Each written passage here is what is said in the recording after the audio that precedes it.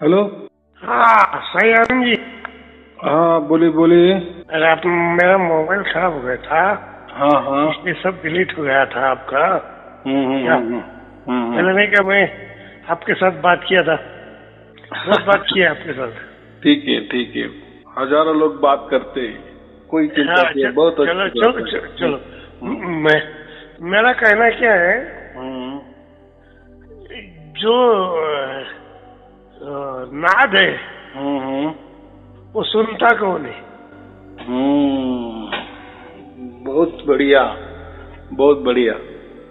वो उसको क्या कहते हम, सुरती माने आत्मा। आत्मा ही सुनता है ना। आत्मा ही सुनता है क्या? तो ऐसा है, बहुत सारे लोगों ने क्या कर दिए है कि आत्मा ही आत्मा होता है, अंदर बाहर ऊपर नीचे आत्मा ही आत्मा है। तो इसलिए अगर ये नाद परमात्मा का है तो फिर सुनता कौन है?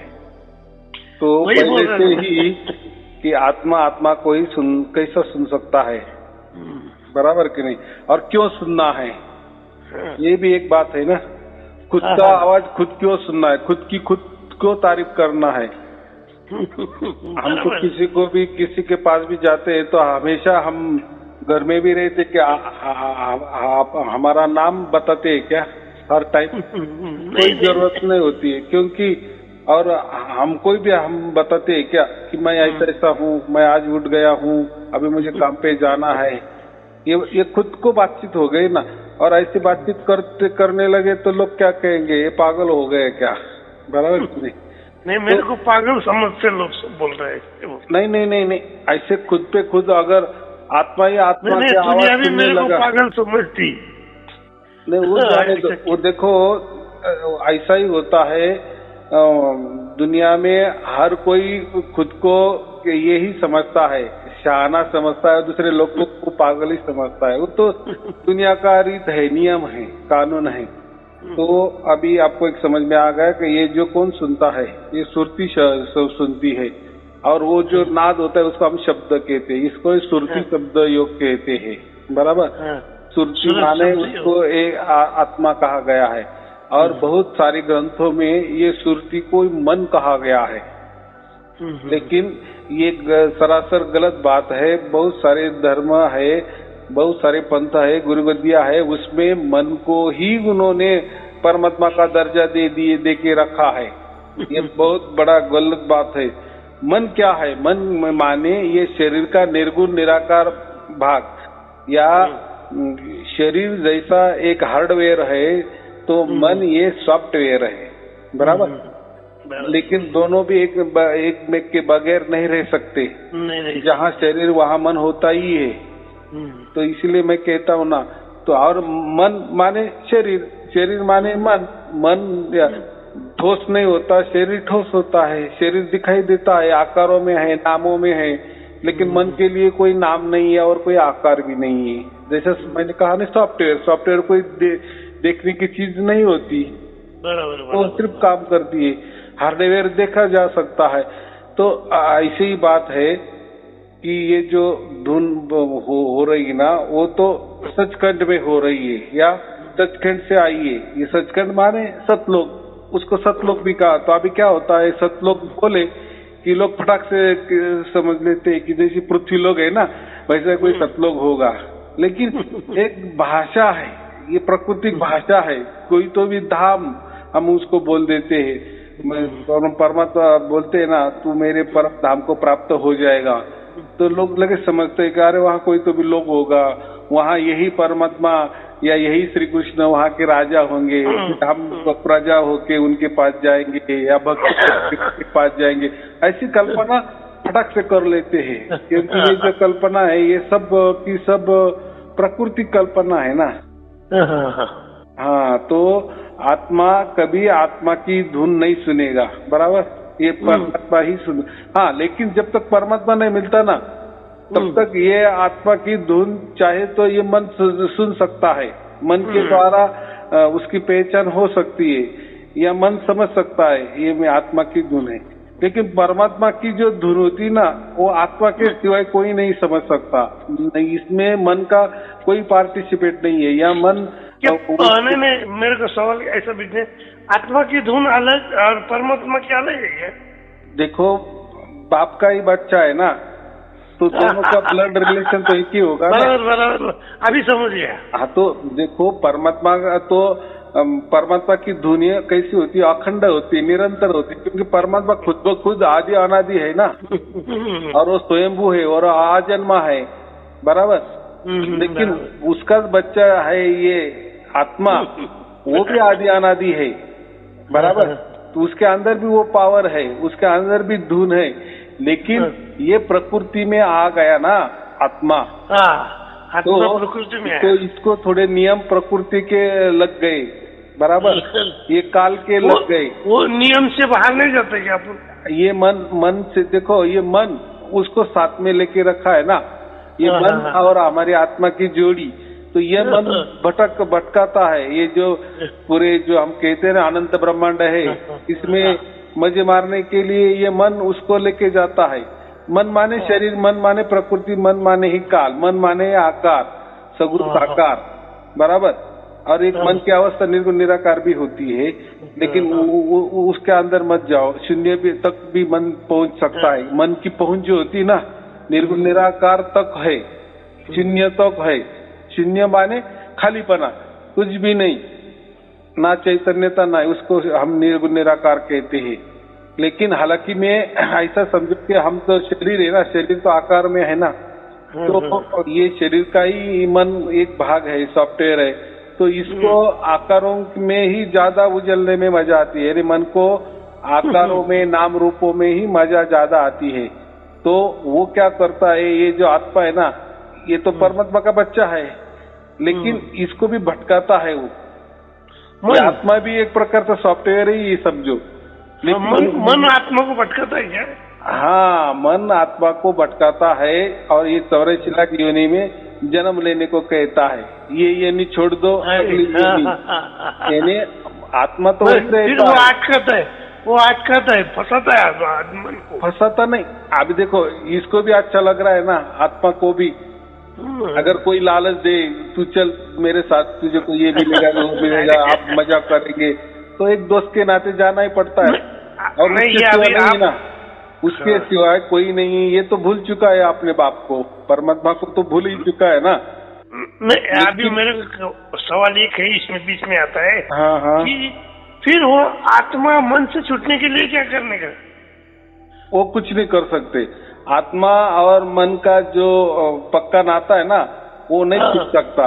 लेकिन अगर आत्मा को ऐसा लगा कि अभी हमने बहुत सारे लाखों करोड़ों जन्म ले लिए, यानी आत्मा तो एक ही रहते, लेकिन जो शरीर होते हैं ना, वो अलग अलग होते हैं, बराबर। और हर एक की आत्मा अलग अलग होती है। आपकी आत्मा अलग, मेरी आत्मा अलग, बराबर। मैंने करोड़ों जन्म लिए है, आपने करोड़ों जन्म लिए है, बराबर। हर एक का हिसाब अलग अलग है। तो जितने भी आत्मा होंगे उतनी आत्मा होगी, हमें उसमें नहीं जाना कितनी आत्मा है, हम हमारा विचार करेंगे ना। लेकिन जब आत्मा को समझता है कि अभी ये बहुत हो गया, क्योंकि इतने ही भटके तो आखिर में क्या आता है ना, मेरे को लग रहा है अभी ये सब बस हो गया, सचमुच लग रहा है। हाँ, अभी दुखी नहीं, वो सुन के सब तो अभी होगा। अभी कभी जाने का इधर से यही सोच रहा है। हाँ, ऐसा क्यों? तो ये बहुत योनिया भोग चुका है ना, और ये नतीजा क्या निकालता है आखिर में? निर्णय क्या होता है? दुख आता है। अच्छा ही करो तो भी दुख, बुरा का नतीजा तो दुख है ही। वो तो हम मान सकते हैं, चलो मैंने बुरा किया तो मेरा बुरा हुआ, लेकिन हम अच्छे भी करते तो भी बुरा ही हो जाता। तो फिर ये लफड़ाई क्यों फिर इसके साथ घूमना, ये मन के साथ घूमना, बराबर। ये थोड़ा अगर उसने विचार लाए मन में, ऐसा समझो। अभी आपने आत्मा का मन समझो आत्मा ने थोड़ा भी विचार किए कि बस अभी ये बहुत हो गया, ये एक क्षण का भी विचार आ गया ना, वही फटक से परमात्मा को समझ में आता है कि बस बचत तक गया। अभी आप बोलेंगे कि परमात्मा को कैसा समझता, इसके पहले नहीं समझता क्या? इसके पहले क्यों समझा? अगर ये मजे मारने ही निकला था और उसकी हवस थी कि मैं भटक गया दूसरे के साथ। नहीं, मैं मजा, वो देखो कोई भी अपना माँ बाप का घर खुद के यानी मर्जी से ही छोड़ता है ना, क्या ऐसे ही छूट जाता है?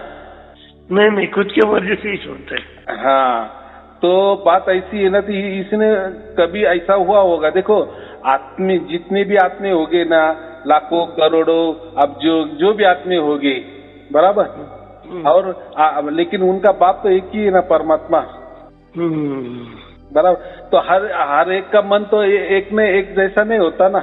हर आत्मा का एक मन जो होगा वो एक तरीका नहीं होता ना। किसको ये अच्छा लगता है, किसको वो अच्छा लगता है, किसी को मंत्रों में ही परमात्मा मिलने की कोशिश करता है, बराबर कि नहीं? कोई विचारों में परमात्मा ढूंढने की कोशिश करता है। हर आत्मा अलग अलग टाइप का होता है, बराबर। क्योंकि जैसा उसको संस्कार मिले, जैसी उसकी परिस्थिति है, आजू बाजू वाली या संगत सोबत है, तो उसका असर उसके ऊपर पड़ता है ना, पड़ता है। तो यहाँ वहाँ पे वो ढूंढता है। लेकिन उसको असल में जब पता चलता है ना कि ये सब मोह माया नगरी है, ये कुछ काम की नहीं है, ये अभी ये भटकना नहीं है, बस अगर वो अंदर से पुकारता है ना, अंदर से, अभी वो भी कब पुकारता है? उसका जी भरने के बाद। उसको हम क्या कहते हैं? उसका भाग्य होने के बाद वो पुकारता है। हाँ, हम भी खाना खाते हैं, जब हमको तृप्तता होती है तभी हम थाली के उठते है ना, हाथ धोने को उठते, तब तक खाते रहते। लेकिन हम तृप्त हो जाने के बाद हम खाना नहीं खाते, बस इसी तरह से। तो इसको हम कहते भाग्य। जब उसका भाग्य होता है ना, यानी उसको अकल ठिकाने जब वो आती है ना, फिर वो मन में मन पुकारता है। ये पुकार परमात्मा को समझते, क्योंकि परमात्मा को सर्वज्ञानी कहते हैं हम।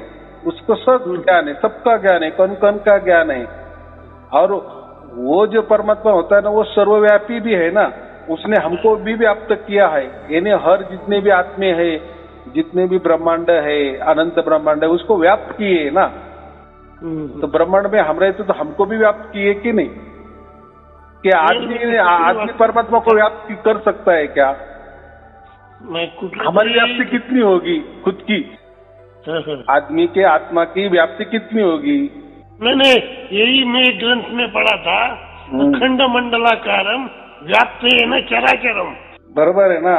तो अखंड मंगला म्हणजे यानी क्या, वो चराचर व्याप्त है, उसने सबको व्याप्त किया, तो हमको भी व्याप्त किए ना। हम उसमें का एक भाग है। हाँ, लेकिन बहुत सारे लोग कहते हैं ना कि आत्मा ही परमात्मा है, तो आत्मा सबको व्याप्त कर सकता है क्या? आत्मा की परिस्थिति तो होगी। अरे हम तो हमारा गांव छोड़ के भी बाहर गांव नहीं जा सकते। उसकी मोटरसाइकिल लगेगी, सहारा लगेगा। लेकिन परमात्मा नहीं, परमात्मा सर्वव्यापी है। जैसा वो स्वयंभू है, आदि अनादि से है, अनंत काल से है, और सर्वज्ञानी है, तो उसको सब समझता है ना। हर एक बच्चा का वो ख्याल रखता है, ऐसा समझो। अभी बच्चा उब गया ना, तो फिर उसके अंदर वो प्रकट हो जाता है, बराबर। फिर बच्चों को समझता है। तो आपने जो पहला प्रश्न कहा ना कि ये कौन सुनता है, तो पहले आत्मा ही सुनता है, क्योंकि उसका बाप का आवाज वही पहचान सकता है, बराबर। फिर आत्मा का थोड़ा रिलेशन मेरा जुड़ गया बोलने का। जुड़ ही जाता है ना। और वो महसूस कौन कर रहा है? खुद आत्मा ही महसूस कर रहा है ना उसको। मन में महसूस करता। मन ये शरीर का भाग है ना। मन ये शरीर का भाग है, ये जड़ का भाग है। मन जड़ जागता है। जैसा शरीर होता है ना, ये जड़ है ना, यही का बनाया शरीर, यही मिट्टी में मिल जाता है ना। और मिट्टी क्या है? जड़ है ना। तो मन जड़ तत्वों को जान सकता है, बराबर। लेकिन आत्मा है ना, ये चैतन्य तो का जानता है, क्योंकि आत्मा ये खुद एक चैतन्य है ना।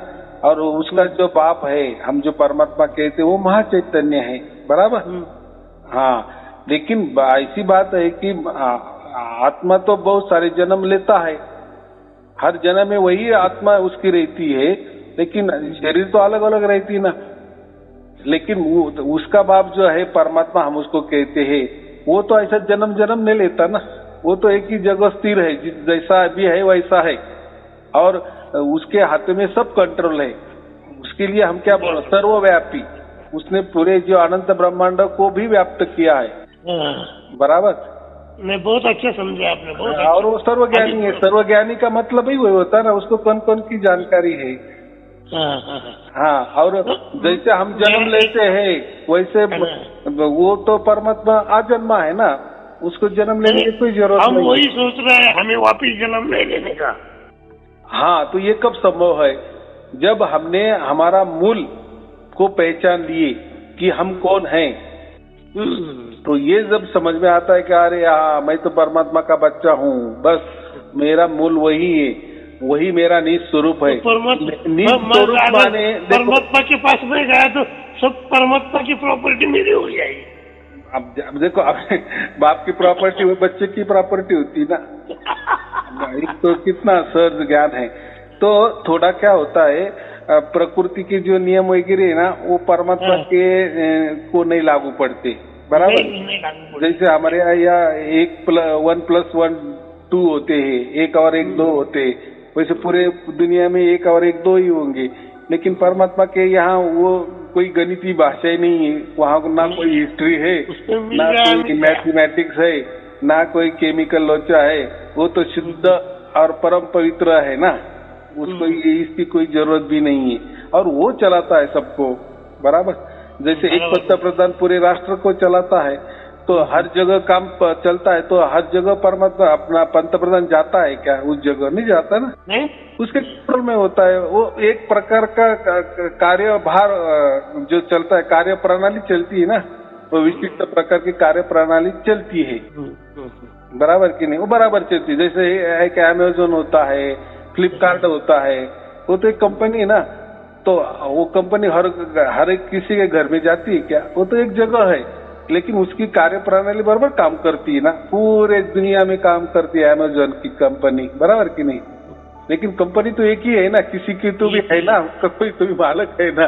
वैसा ही ये परमात्मा है ना, ये परमात्मा सब कार्यकलाप करता है। ये पूरे अनंत ब्रह्मांडों का वो राजा है समझो, या उनको चलाने वाला है समझो, बराबर।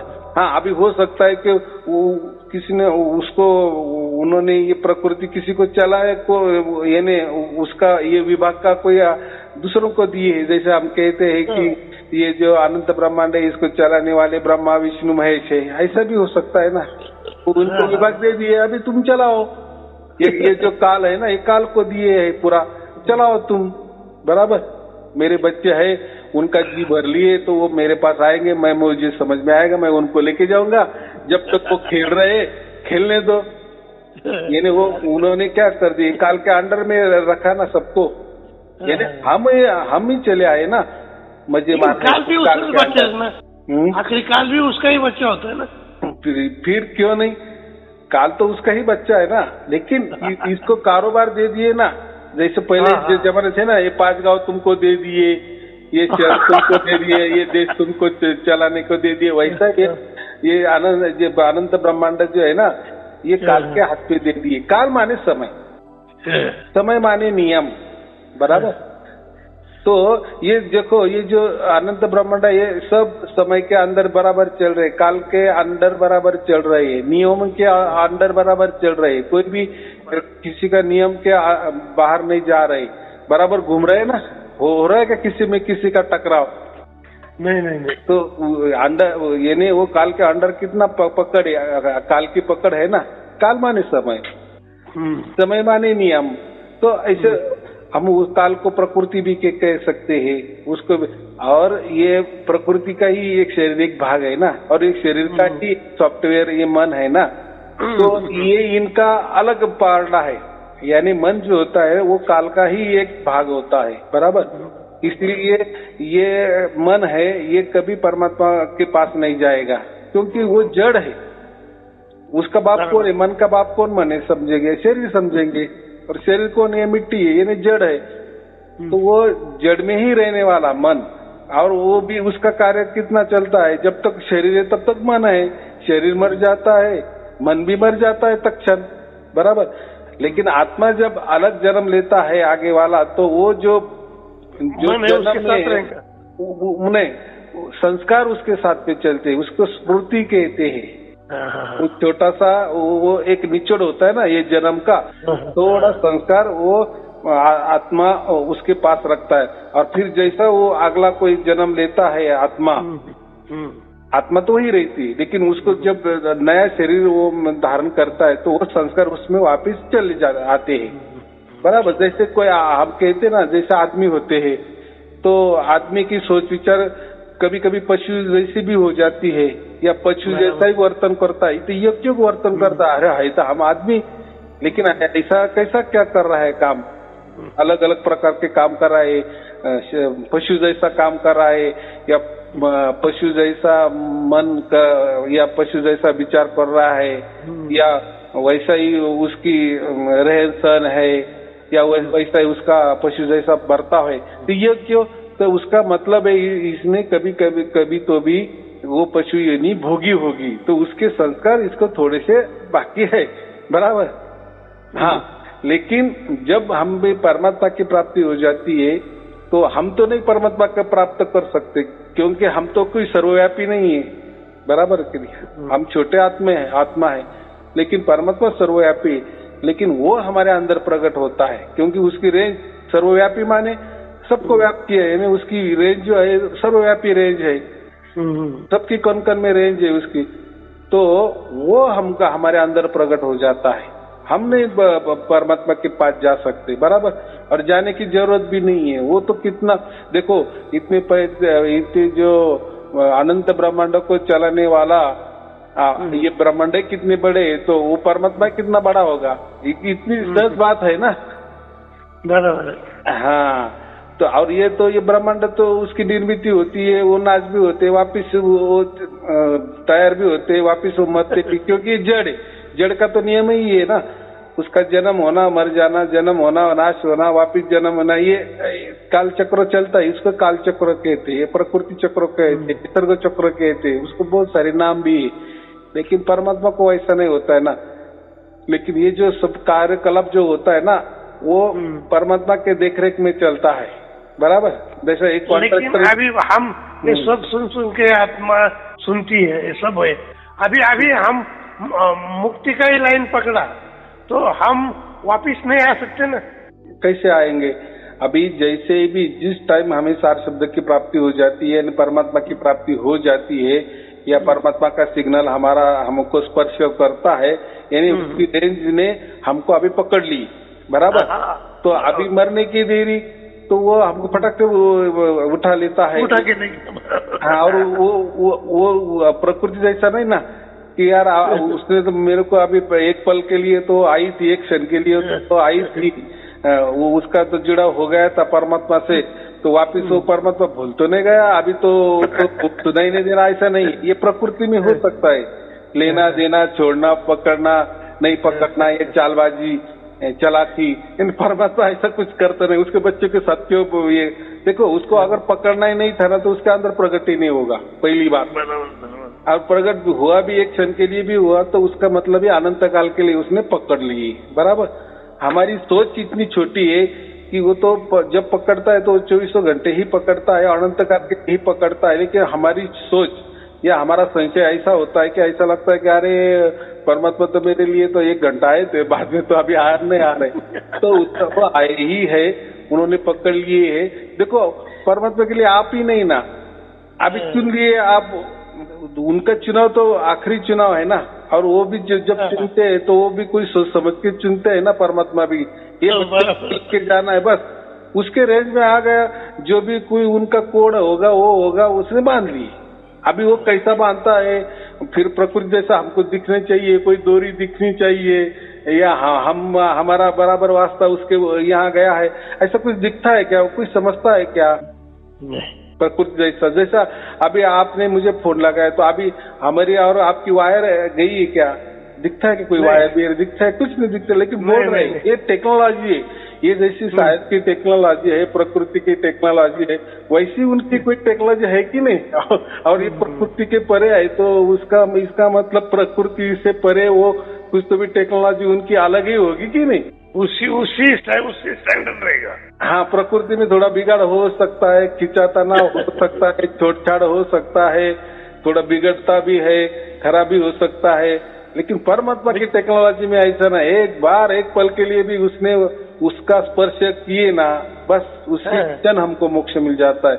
उसी स्पर्श से हमारा सब आगे वाला जो भी कुछ है ना, जितना भी हमारा प्रारब्ध जो भी कुछ बचा हुआ था और थोड़ा ये जन्म में आ गया, हाँ वो पूरा की पूरा जल गया है। हाँ अभी रहा थोड़ा प्रारब्ध, तो वो जीना जीने के लिए तो प्रारब्ध तो चाहिए ना। जब हमारा प्रारब्ध पूरा खत्म होता है तभी उसी दिन हम मर जाते हैं। हम कहते कि इसका बस इतना ही था, अभी इसका रोज खत्म हो गया, तो हमें तो जीना है। इसका मतलब हमारा प्रारब्ध चलने वाला है। फिर वो जो प्रारब्ध हमने लाए इस जन्म में, तो फिर वो प्रारब्ध में सुख भी है, दुख भी है, सुख भी है, दुख भी है, बराबर की नहीं। तो फिर जैसा भी कोई दुख आएगा, तो हमको अगर परमात्मा अभी मिल गया है, जीते जी मिल गया है, तो वो जो आगे आने वाला जो दुख है वो एकदम हल्का महसूस होता है। लेकिन आता है, प्रारब्ध की जो नियम है, प्रकृति का नियम की वजह से तो आएगा ही, लेकिन वो हल्का हो जाता है, क्योंकि अभी हमारे साथ या हमारा कनेक्शन अभी परमात्मा से हो गया है। प्रकृति को इतना बुद्धि होती है कि अभी इसका जुड़ाव कहाँ हो गया है। एक काल को उतना बुद्धि होती है कि इसने बाप को पकड़ लिया है। अभी मैं ये नहीं, अभी ये काल और ये हम क्या हो गए, भाई भाई हो गए ना। लेकिन वो भाई का काम तो अलग है, वो तो उसका काम छोड़ के नहीं परमात्मा के पास जाता है। और क्या जाने की जरूरत है, उसके लिए तो इतने ब्रह्मांड चलाने के लिए दिए ना, वो तो उसका विचार काम करता है, बराबर। हाँ लेकिन हम भी ये जो ब्रह्मांड बनाए वो भी हमारे लिए बनाए होंगे, ऐसा समझो, मुझे मारने के लिए। अभी हमको नहीं रहना है तो ठीक है, परमात्मा बोलता है मैं ले लेता हूँ, हमारा जी भर गया ना, अभी हमको नहीं ये करना है, हमको नहीं अभी 84 लाख योनि अभी नहीं भोगनी, बहुत हो गया। तो फिर परमात्मा होता ठीक है तेरी मर्जी, तो ठीक है मैं तेरे लेके जाता हूँ, उसका मोक्ष कहते। फिर वापस हमको ये योनि नहीं आती।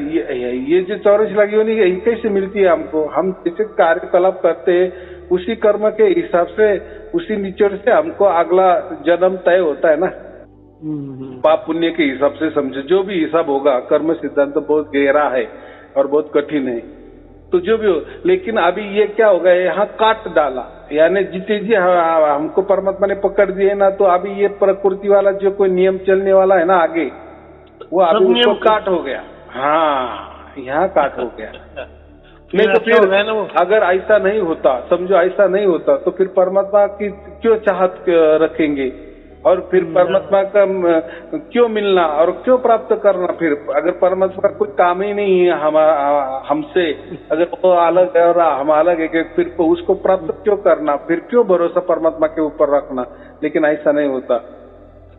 फिर मोक्ष के जो लिखा है, तो फिर मोक्ष की प्राप्ति भी क्यों करना? अगर ये ऐसा ही चलने वाला है कर्म सिद्धांत के अनुसार, तो ऐसा नहीं होता। जब ये सार शब्द मिल जाता है, ये भेद हमें मिल जाता है, हमारे अंदर परमात्मा प्रकट होता है, तो बस उसी क्षण में हमको मोक्ष का सर्टिफिकेट उसी क्षण मिलता है। अभी कोई चिंता की बात नहीं। इसलिए मैं हमेशा कहता हूँ, जिसको भी सार शब्द की प्राप्ति हो गई है, परमात्मा की प्राप्ति हो गई है, बस अभी वो आनंद और उत्सव मनाओ। अभी कोई झमेला नहीं करना और कोई संशय भी नहीं लाना, बस आनंद ही आनंद है। क्योंकि हमारा बाप ही मूलतः परमानंद है, तो हम उसके बच्चे, तो हम दुखी क्यों? अरे हमारा बाप परमानंद है, तो हमको कम से कम हम आनंदित तो क्यों नहीं रहेंगे? जब तक वो हम नहीं लेके जाता तब तक तो हम आनंद में तो जिए ना, बराबर। और वो भी आनंद में ही रखता है, बराबर। जब वो मिलता है ना, तो हमारा आगे वाला जो जीवन है ना, प्रारब्ध की वजह से जो भी हमारा जीवन चलने वाला है 20 साल 30 साल 40 साल, तो उसमें वो हमको आनंद ही रखता है ना। क्योंकि परमानंद जो परम आनंद है, उसका स्पर्श हमें हो गया, तो हमारे अंदर परम आनंद ही उतरेगा ना शरीर में। तो थोड़े अलग उतरेगा। मेरी उम्र 80 से ऊपर है। बाप रे, हाँ ठीक है, ठीक। हाँ तो फिर मैं तो नहीं, आपका तो बहुत सुना है वो, लेकिन क्या हो गया था, मोबाइल गया ना, तो आपकी जो धुन थी, वो धुन की एक स्पेशल सीडी थी, आपने दिया, बिजी थी, लेकिन वो भूल हो गई मेरा पूरा। वो जाने दो ना, अभी क्या, वो देखो वो तो चाबी थी ताला खुलाने की, अभी आपका ताला भी खुला है आपके अंदर, तो अभी आपके अंदर तो खुद ब खुद धुन तो बज रही है, तो वो तो ऐसे समझने के लिए, फॉर एग्जाम्पल बराबर है। लेकिन मेरे छोटे छोटे बच्चे हैं ना, वो पतमंडो होंगे, तो उनको धुन सुनाने का बहुत मजा आता था। अच्छा अच्छा, नहीं वो उसका लत नहीं लगाने का, हमारे अंदर है ना, चल रही ना, और वो इतना सहज है ना, सहज पकड़ में आती है ना। उसकी पहचान तो उससे होते है ना, आपने नहीं ऐसा पहचान करवा दिया ऐसा आपको लगता है, जिसको कुछ समझता ही नहीं धुन क्या होता है, एक ताल एक रस एक लय एक सुर क्या होता है, उसके लिए वो डुप्लीकेट धुन बनाई है।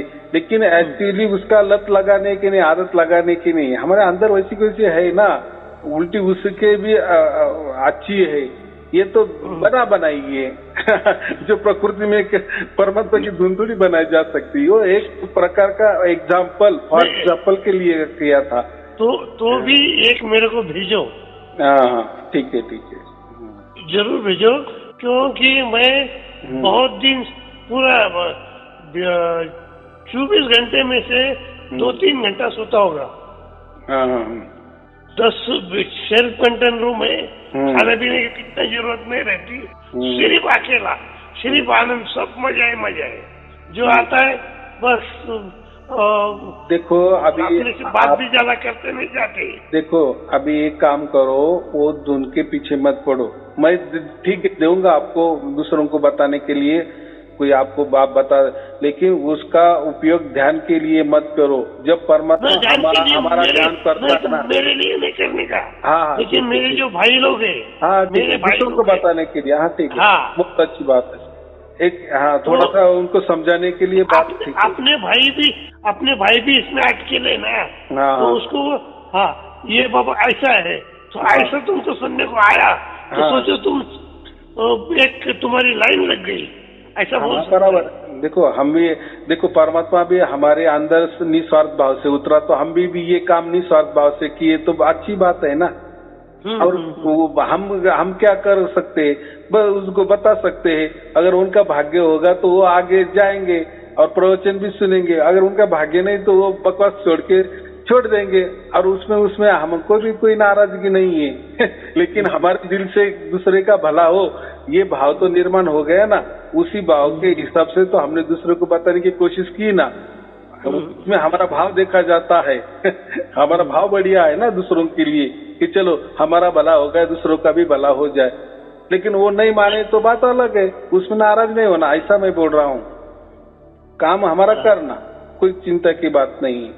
तो अभी आप ये की करो, वो तो हो गए दूसरों के लिए, वो तो मैं भेज दूंगा। लेकिन अभी आप जो सुन रहे हैं ना, तो वो ज्यादा ये धुन का ध्यान मत करो। धुन जो होती है ना, वो जो परमात्मा का शब्द होता है ना, वो जो स्वयं उसकी मर्जी से आता है, प्रकट होता है ना, तो उसका मतलब परमात्मा हमारे ऊपर ध्यान कर रहा है, परमात्मा हमारे ऊपर ध्यान रख रहा है। तो उल्टा हम उनके ऊपर नहीं वो बराबर है ना, वो कैसे भी आने दो, 24 घंटा होने दो, लेकिन उसके ऊपर ध्यान नहीं करना, ऐसा मैं बोल रहा हूँ। ध्यान अभी परमात्मा, ध्यान परमात्मा हमारे ऊपर कर रहा है ना, तो उल्टा अभी हम उसके ऊपर ध्यान नहीं करना, परमात्मा के ऊपर ध्यान करने वाले हम कौन हो अभी तुम क्या करने का करो। एक बच्चा अगर बाप के ऊपर ध्यान रखने लगेगा तो कैसा होगा। जब तक बाप नहीं मिलता था तो उसका ध्यान जाता था, मेरा बाप का गुम गया, वो गया, चलो उसके लिए ढूंढेंगे, उसको हम ध्यान कहेंगे। तो जब पहले हमको नहीं मिला था ना, तब तक वो ध्यान ठीक होता है। लेकिन अभी तो हमको बगैर ध्यान के बगैर वो मिल गया ना, तो ऐसा समझो कि राम हमारा जाप करे, हम बैठे विश्राम। इसका मतलब क्या होता है, आपकी जो कोई भी ध्यान करेगा हमारे ऊपर, परमात्मा ही हमारे ऊपर ध्यान कर रहा है, तो हम उल्टा उसके ऊपर ध्यान नहीं करने का। इसलिए मैं बहुत बार जो कहता हूँ ना, ध्यान नहीं करना, बराबर, ध्यान के ऊपर ध्यान नहीं करना, परमात्मा ही हमारा ध्यान कर रहा है, तो हम उल्टा उसके ऊपर क्यों ध्यान करना। अरे भैया हम छोटे हो, परमात्मा बड़ा है, उसका ध्यान हमारे पास आने दो ना, हमारे ऊपर रहने दो ना, उसका ध्यान हमारे ऊपर रहने दो ना, फिर उसका आशीर्वाद ही मिल गया। ध्यान नहीं किया तो उसका आशीर्वाद ही मिल गया बोलने को। क्योंकि वो उसकी मर्जी से प्रकट होता है ना, तो उसकी मर्जी ही चलने दो। क्योंकि उसको तो हम क्या कहते हैं, सरेंडर कहते हैं, शरणागत कहते हैं। अभी वही सब कुछ चलाने वाला है। लेकिन नए आदमी को वो ये आया तो ही ध्यान करो, नहीं तो मत करो, ऐसा कहने का क्या नहीं। वो मेरे भाई को भेजा। हाँ, और किसको दिया, किसको अभी बोलते हैं गुरु लोग उनके भाई ही हो गए ना। एक चौहान नाम का आदमी है, वो बोल रहा है मेरे को इसकी थोड़ा कुछ बताओ। मैं बताने वाला नहीं, फोन करूंगा तेरे को और कोई सुनने को देगा, फिर बाद में ये तुमको कितने टाइम सुनने को आता है उतना, इतना करके मैं फोन कट करने वाला है उनको। देखो बात ऐसी है कि पहली बात धुन के पीछे ही मत पड़ना, क्योंकि उसके ऊपर कोई जोर जबरदस्ती हम करना नहीं, कोई उसके परमात्मा के ऊपर हमें कोई चालाकी नहीं करनी है। तो क्या करना है, पहले ना देखो ना, पहले क्या करना है, बस ये प्रवचन जो है ना मेरे आते हैं ना, बस उनको वो सुनने को देना। ये प्रवचन भी एक प्रकार की गुरुबानी है। धुन सुने ना सुने, उनके अंदर परमात्मा प्रकट होए ना होए, ये भी गुरुबानी भी उनके अंदर उतर गई ना, बस बेड़ा पार हो गया। अभी क्या बताऊं मैं, ये तो प्रवचन ये निमित्त मात्र है, बराबर। तो इसीलिए प्रवचन सुनते सुनते ही वो प्रकट हो ही जाती है आखिर में। लेकिन हम अगर उनको कह देना कि आपको भी धुन प्राप्त हुई तो भी परमात्मा आपको मिल गया, या आपके अंदर आ गया, या उसकी रेंज आपके अंदर आ गई, उसका सिग्नल आपको मिल गया, अगर ये नहीं आ गई तो उसका मतलब आप का दुर्भागी हो, ऐसा नहीं। ये प्रवचन भी उनके पास मिले ना, वो अगर वो सुनने भी लगे ना, बस उनका बेड़ा पार ही समझना, मोक्ष उनको 100% मिला ही समझना।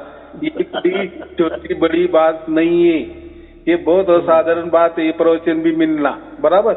ये कोई प्रसार प्रचार नहीं कर रहे, ये जिसका भाग्य है उसके लिए ये बना है, और उसके यहाँ वो किसी भी प्रकार के माध्यम से उनके पास ये जाता ही है। तो अगर परमात्मा की इच्छा से उनको ये प्रवचन आपके द्वारा मिल रहे, उसका मतलब साफ है ना, उनका भाग्य उभर आया है, बराबर कि नहीं, ऐसा समझना ना। और फिर बाद में उनके अंदर प्रकट होना है नहीं होना है, कैसा होना है, कितनी देर होना है, क्यों होना है, वो परमात्मा जाने, बराबर। उसमें हमारा कोई ये नहीं होना चाहिए, कोई मदद नहीं, क्योंकि परमात्मा और वो, क्योंकि फिर वो खुद उसका साक्षी होगा ना, और जो भी कुछ घटेगा उसका साक्षी अगर वो होगा ना, उसका 100% विश्वास होगा। अरे यार इन्होंने तो कुछ मदद नहीं की मुझे, और हो गया बराबर, प्रवचन सुनते सुनते हो गया, तो वो जो होगा ना वो परमानेंट उसके लिए हो जाएगा, और उसमें उसको बहुत सारा आनंद भी आ जाएगा, बराबर। उसको बैसाखी नहीं देना किसी की, ये मेरी भी नहीं ना आपकी भी नहीं, बस प्रवचन सुनते रहना, धुन की बातें ही नहीं करना।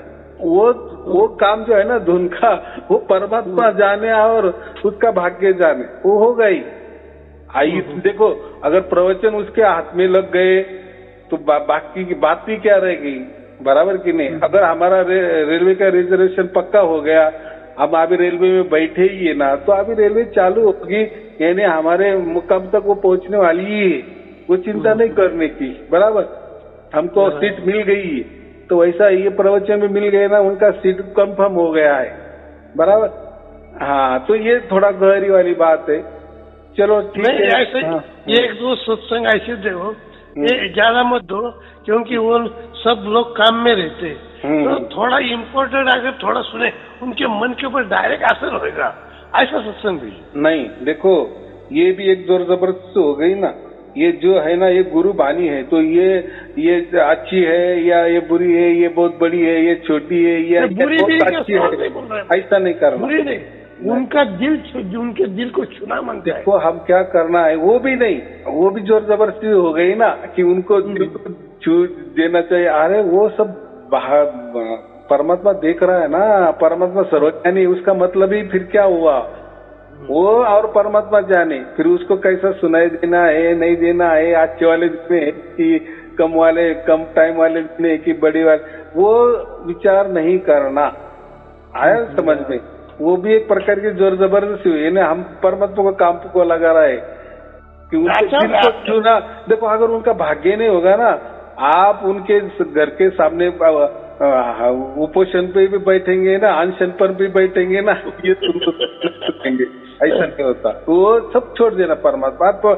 हमारा काम का इतना ही था कि उनको पास प्रवचन पहुंचाना, फिर वो सुने ना सुने, उनको धुन आवे ना आवे, उनको समझ आवे ना आवे, वो सब परमात्मा के ऊपर छोड़। फिर परमात्मा का काम क्या है, उसको परमात्मा काम करने दो ना, वो उनका एजेंडा है ना, हमारा नहीं ना।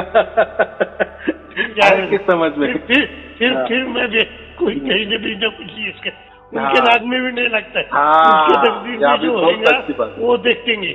लाख टक्की की बात आपने की, बस उनको दे देना। देखो भाई, मैं किया है, मेरा अच्छा हुआ है, मुझे परमात्मा मिल गया है। देखो अगर आपका भाग्य होगा तो सुन के आपको मिल जाएगा। अगर उनको विश्वास है तो सुनेंगे, अगर उनका भाग्य नहीं तो बकवास करके छोड़ देंगे। तो उसमें क्या नाराजगी है। लेकिन हमारा काम क्या है, ये तो परमात्मा देख रहा है ना कि तेरा मेरा बच्चा मेरे जैसा निकला है। मैं जैसा निस्वार्थ भाव से काम करता हूँ। निस्वार्थ का माने उसके ऊपर कोई स्वार्थ ही नहीं कि मैंने इतना दिया तो उसने मानना ही चाहिए, या मेरे जैसा उसने ये करना बर्ताव करना चाहिए। तो ये अहंकार वाली बात आ गई, वो नहीं करना हमें। बस चलो ठीक है, शुभ आशीर्वाद। सत साहिब जी, सत साहिब जी, सत साहिब।